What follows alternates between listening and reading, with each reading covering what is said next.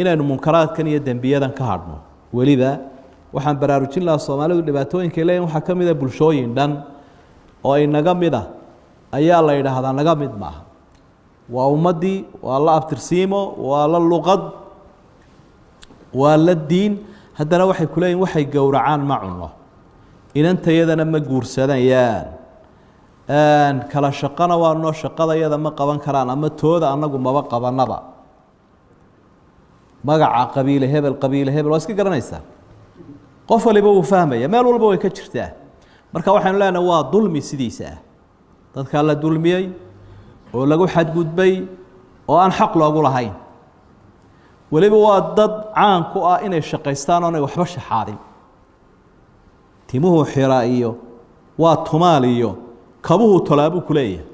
laakiin markuu shaqada ka soo rawxo lacagta ka shaxaadaya wuxuu leeyahay bal adiga maanta dhakooyinka soo xiray ama adiga wax soo tumay dhiib marka ninkii shaxaadaya wax liitay ee gacanta dadka hooseystay bariyay ba dadkii xirfadlayaasha ahaa dalkiya dadkaba wax u qabanayay wax ka sheegaya marka waa fool xumooyin aynu leenahay adduunyadana maanta waxaynu ogsoonahay ummadaha waa la urursadaa dadka xirfad iyo aqoon leh America maxay ummadaha kaga horumartay 100,000 oo muslimiin ah ay sanadkan qaadanayaan oo u badan shuruudaha ku xidhan waa dadka dalka ku soo kordhinaya wax aqoon-yahankeeni xirfadlayaasheeni qofka fiisayaashooda waa fiisooyin gaar oo lambar gaar ah leh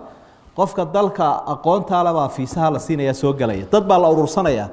adiguna adigoo 4 nafar intaadii kala eriyaysa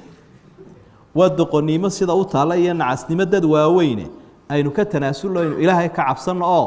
intoo la is urursado horseed ha laga noqdo dulmigaas suulintiisa wallahu subhanahu wa ta'ala